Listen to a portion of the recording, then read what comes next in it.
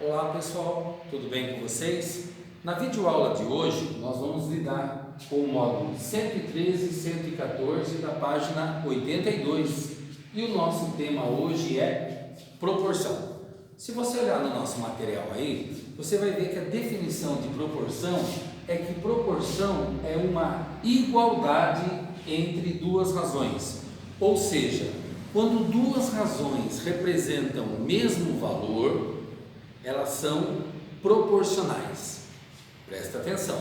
Quando duas razões representam o mesmo valor, elas são proporcionais. Digamos o seguinte: quando eu tenho duas frações equivalentes, lembra quando a gente estudou no sexto ano frações equivalentes? Então, quando eu tenho duas frações equivalentes, sendo que cada uma dessas frações é uma razão, as duas sendo o mesmo valor, eu tenho uma proporção. Por exemplo, olha a fração 2 quartos, olha a fração 3 sextos. Vocês concordam que 2 quartos pode ser simplificado para meio? E 3 sextos também pode ser simplificado para meio? Então aqui eu tenho metade, aqui eu tenho metade também. Então essa razão tem o mesmo valor que essa, mesmo tendo números diferentes. Então eu digo que essas duas razões são proporcionais. Outro exemplo, olha aqui a razão 2 décimos. Se eu simplificar 2 décimos eu não tenho 1/5. Então, mesmo tendo novamente números diferentes, o que é que eu tenho? O mesmo valor. E tendo o mesmo valor, eu tenho razões proporcionais. Então, eu tenho proporção. Aqui eu tenho a proporção, aqui eu tenho a proporção. Queria dar um exemplo assim para vocês. Imagine que eu tenho a seguinte razão: 3 para cada 5, 3/5. Aqui 9 e o valor que eu quero saber aqui, x, de tal forma que essas duas razões formem uma proporção. Bom, como é que eu faria isso? Observe o seguinte: o que aconteceu com o 3 para ele virar 9?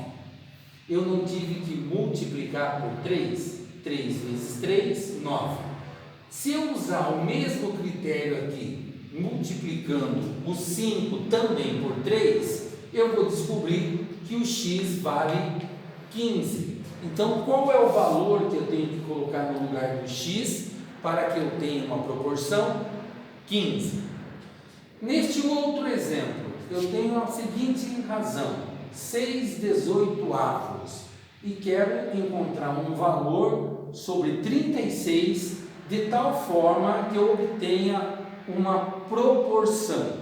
Muito bem, o que aconteceu com o 18 para ele virar 36? Eu tive que multiplicar por 2.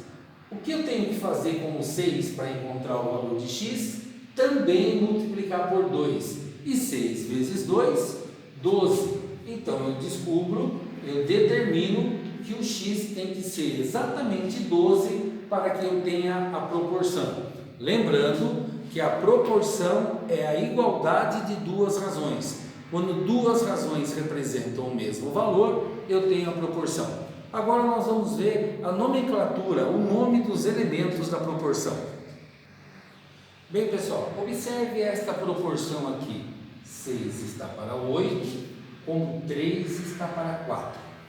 Uma das coisas importantes, observe que eu tenho 4 números. E nós contamos assim, primeiro, segundo, terceiro e quarto número. Primeiro, segundo, terceiro e quarto, independente do valor. Bom, observe que eu chamei o 6 de primeiro número e o 4 de quarto número. Esses dois números que estão nesta diagonal aqui, eles são chamados de extremos.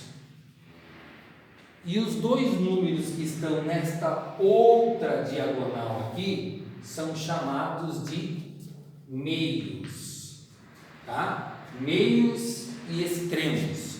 Então, nesta outra proporção, 3, 5, 6, 10, quem seriam os extremos? Pensa um pouquinho agora.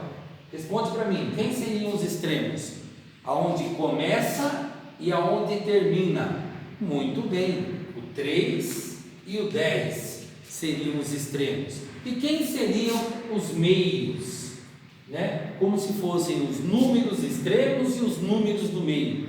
Os do meio seriam 5 e 6, tá certo? Esses são elementos importantes da proporção que nós vamos usar muito a partir da próxima videoaula, ok? Bom, agora para vocês, como tarefa, o módulo 113 e 114, os exercícios do 1 ao 8, que começam na página 109.